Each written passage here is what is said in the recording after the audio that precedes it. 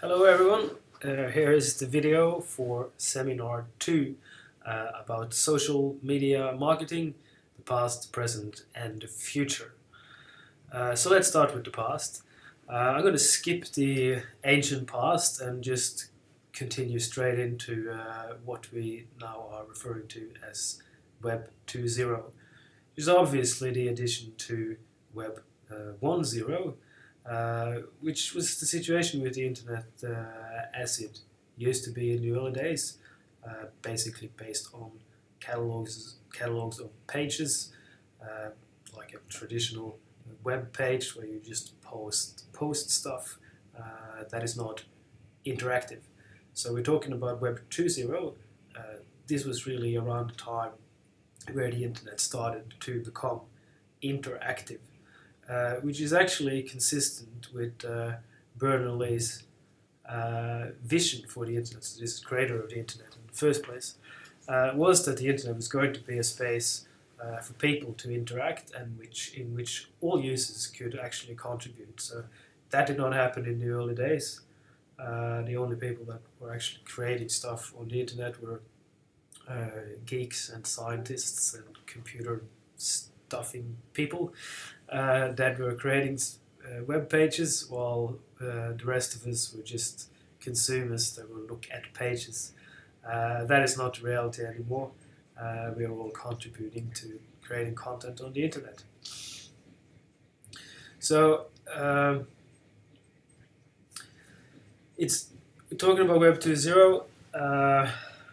It's about network as platform spanning all connected devices, and we are really talking about, as I said, is really referring to the situation where we are all participating and we are all creating the content that is on there. So user-generated content is a term that you should be familiar with. And also from a marketing perspective, consumer-generated media, which in social media marketing terms is really what we talk when we talk about earned media. It's when users, consumers, are actually talking positively about us, having fan pages and so forth. But Web 2.0 fundamentally is about social media, and that's what I'm going to talk about. So what is social media? Here's the definition from Wikipedia. And again, you see the keywords here: Web 2.0, exchange of information, ideas, pictures and videos in viral communities and networks. So it's the free flow of information where consumers generate content, consumers can create content, so can businesses, and there's a free and open exchange of information and ideas. Where things can spread quickly, go viral, be enormously popular, or forever forgotten for that matter. Have a look at this video. It's almost like an ad for Eric Qualman's book, Socialnomics, which will present you with quite a few facts about the nature of where we are in terms of internet usage and social media usage in particular. I also recommend, if you get a chance, have a read of Qualman's book, Socialnomics. It's a good read, and especially if you're interested in being a social media marketer. So, social media adoption by business. Now, social media today is adopted by most businesses. What is interesting, though, in this study by the University of Massachusetts is that we actually look at the fastest growing companies in the US compared to the Fortune 500, which is the revenue-based and most profitable companies in the world. We actually see that these fastest growing companies actually have a quicker adoption curve of social media than what the Fortune 500 has. It tells you something about the importance of being on social media. The adoption curve is different from different types of media. So So it actually is important to think about what social media do you want to be on and for what reason. So it's not a matter of just jumping on there for the sake of being there, because that's what everybody does. Now, some different applications. Social media, we have wikis such as Wikipedia, editable websites where people are contributing, collaborating, and assumes that all people are good and equal. Blogs, websites with entries made and displays in reverse chronological order, just like the blogs that some of you will be writing, which can include text, images, links, media, and interactive comments as well. And then we have microblogging sites such as Twitter, and then there's the social softwares, the collaborative applications, online communities and instant messages that we can use through applications such as Facebook or WhatsApp. Now, we're looking at the paper from Kaplan and Henlin, which is part of the readings for this week. Very important paper that classifies different types of social media platforms. So it's very important to have a read of this paper, to have an overview of what different social media platform does and does not. So Kaplan and Hanlon looked at the social presence in different types of or media richness, social presence in different types of applications, and also the extent of self-presentations, self-disclosure. So how disclosed is the user in this media, and also how rich are they in content, how much of a social presence are they. So we have things where you are out there, you are very much presented and disclosed in a blog, for example, who's writing the blog, but it's got a low social presence compared to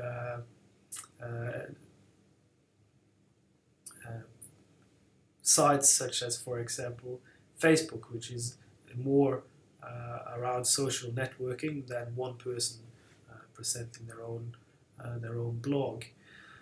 And then, of course, we have those where there's less self-disclosure. Collaborative products such as Wikipedia, for example, you don't know who's editing the Wikipedia site, and there's also a very low social presence. Now, so it's important that you have an understanding of these, because when you're sitting there as a marketer and wanting to have a social media marketing plan, you need to understand what different types of social media actually can do. What's the social presence, and what level of self-disclosure are there?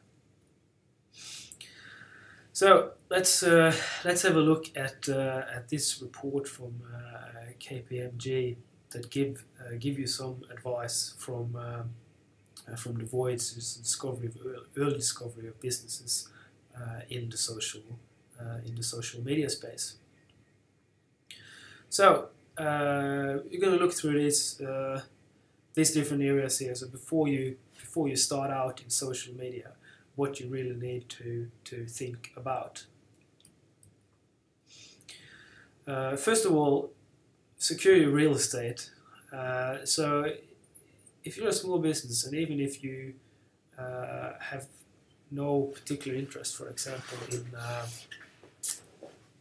being on Twitter, for example, secure the Twitter handle before someone else takes it and then try to sell it back to you, like at Coke. It's the example here. And this guy, that apparently his name is John, has been clever in so these two screenshots there are taken with different time span between them, and it could be time consuming and expensive to try to gain your handle back. I would assume that the Coca-Cola company don't really care that this guy has their handle. But if you're a small business, this could be more important to you. So secure the real estate even if you're not going to use it. Now there's nothing wrong with actually listening first. So before you dive into any new social media platform, listen first. Figure out how do people use this social media, and what are they saying about you. And it doesn't oblige you to respond, to be in there and listen. Now, there's no rules in social media, so experiment and learn, and you figure out what works for you. And if you have a business account, you may also have private personal accounts. Check it out and test it out on your friends before launching it from the company's platform. Now, I think a sound advice here is the guide, don't throttle approach, because I think there's many businesses these days that are trying to put restriction on the employees. Oh, the social media stuff, it's so dangerous and scary, and we're going to restrict people's usage of Facebook. They're not allowed to use it at work and so forth, and you've got to be very strict with what they say about the company. I don't think that's the best approach. I think it's a much better approach to encourage employees to contribute and saying that, look, these are the sort of stuff that we as employees should contribute to within our social media space, and give some guidelines about how people actually can contribute, encourage them to be a good employee, rather than try to put restrictions down their throat and say what they cannot do and how they should not behave, because most of the time they don't know anyway. Now, you got to offer real value, which is obvious, it's the basic of any marketing. So get to know your audience, what are their needs, and then tailor offerings based on the needs for each community segment. I mean, this is obvious, it's basic marketing, there's no difference in social media. Another good point here, though, is that don't rush into it, well, beyond listening, without actually being prepared to respond. So don't open up social media channels without being prepared to respond. So we have a Facebook site for this unit, for example, and we are prepared to communicate with you through that. So if we were just using it to post our own stuff without ever responding to student needs, that would not be a good idea, because you probably get irritated that we never get back to you, and it would lead to dissatisfied customers at the end of it. So if you're on there, you got to be prepared to use it.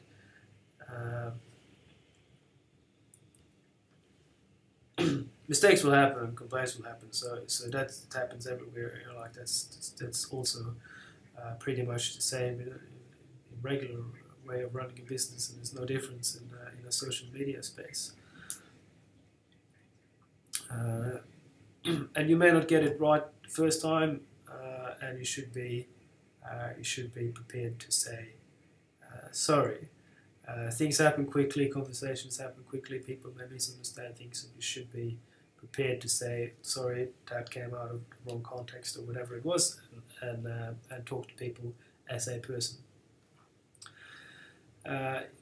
Social media also does challenge the old way of thinking about community engagement, because each social media platform has its own way, has its own language and its own way of communications, and it is a consumer space, so you gotta use their language. Hence why it's important to listen first, because you need to speak the language of whatever social media platform that you're on. Obviously, the language of Twitter is different from the language of on Facebook, if not for anything, particularly because of the limit with 140 characters.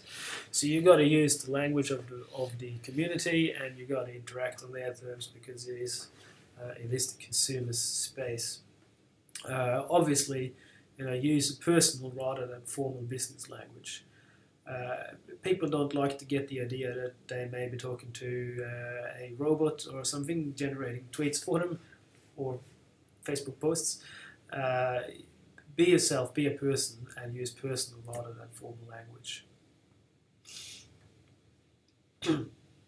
Of course, the principles of integrated marketing communications, or IMC, applies to social media as well. So unify and embed and develop a consistent voice. And although you will adapt to the voice of whatever social media platform you're on, there's got to be some consistency. You have to be consistent with your brand and how you communicate in other media as well, both online and offline.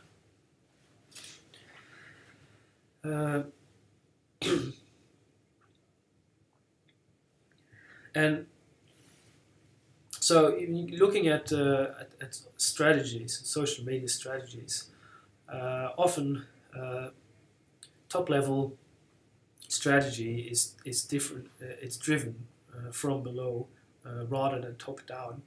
And what this means is that you have to be able to let go a little bit if you're going to be successful in social media. And I suppose this ties into some of the points I made earlier about being personal rather than formal. You have to trust the employees that you have to actually do their job. Now, this is actually a very, very important point, because there is an ongoing misconception that social media is free. It is not free. Well, yes, setting up a Facebook site, setting up a Twitter account is free, but it's actually very resource intensive. And if you are not willing to put in that time and sacrifice that time, it may do you more harm than good. So it does require far more input and effort than most organizations anticipate. And there is a 24/7 expectation from customers. So be aware of that it is not free. Now, here's again from the Kaplan and Hinlin paper, and on how you should use social media. So first of all, choose carefully of what platform that you should use. I think I mentioned that already. Pick an application, any application, and make it your own. Once you made your decision, you can make your decision based on what it is you want to say, based on the matrix that I showed you earlier. Ensure that activities are in line with other activities, and you got to plan. You got to have a media plan integration. This is not one-off sort of stuff, and it's not social media. Your social media marketing plan should not be in contrast to the other things that you do. So, first of all, be social. It's social media, so be active and take the lead. Create relationships. Be interesting and listen to what others have to say. As part of being interesting is also to listen and enable others to contribute. And also be humble and learn how to use the platform. If you're new on a platform, then these things will go hand in hand. It's like, don't pretend that you know how to do it or that you're an expert if you're not. So then listen and be humble. And be unprofessional in the sense that it's got to be personal and fun, and also be honest. Wikipedia is not the same as advertising, and there are numerous examples of large companies that have tried to constantly go in and alter Wikipedia sites to sound more beneficial to them. And when those things leak out in the press, it's probably going to be a wasted effort on your behalf. So yeah, here's an example. Here's some examples. You can have a look at these from Woolworth here and Tim Tam. Keep it simple and shareable as well. It's not a good advice here, and I think that you have to. So when are you, like, there's 7 days of the week, 24 hours a day. When are you going to post? When are you going to be most active on social media? And what we can see here is that brands are posting. They're picking up sort of on Monday, Tuesday, Wednesday, so midweek they are peaking in percentage of posting, and then dropping off towards the weekend. While the green circles here represents when consumers are actually using social media, which we see is going in the opposite direction. So if you keep following what everyone else is doing, that means that you are then sitting there posting on Facebook and tweeting to other businesses mainly that are most active on around lunchtime on Wednesday, while the consumers are somewhere else, probably at work. So have a think about that as well, because it actually matters, because you want to reach your customers.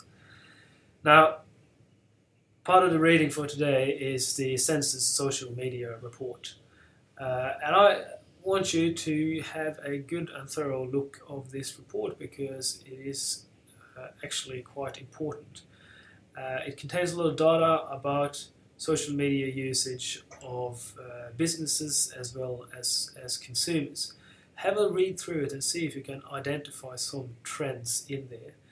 Some of the trends that I found in there from this year, so obviously I followed this report for a few years, was that there seems to be a drop in businesses from social media, and you can have a think about why do you think that is? Why have some businesses now dropped off from social media? And some of the things we talked about today is obviously also barriers for businesses to engage with social media, and there is, I think, a bit of a fear. People don't really know what they're doing. Previously it was a push for all businesses. Oh my god, I got to be on social media because everyone's there, and then they go on social media but they don't have a plan, don't have a strategy, don't know what to achieve. Thought it was free, spent a lot of time on there, got very little in return, and so they moved on. So these are trends that are important, and trends that are important for you to follow, because this is where you may create a niche for yourself as a future digital marketer with good employment. So here's a little video about how to use social media in a good way by Barack Obama, and that's one way that he's actually advertising his healthcare plan, although the actual product is hardly mentioned, because this is just a matter of getting this video to go viral, and it did so quite successfully. So have a look at this video, I recommend. Alright, that was it for today. I will see you in the seminars. Thanks.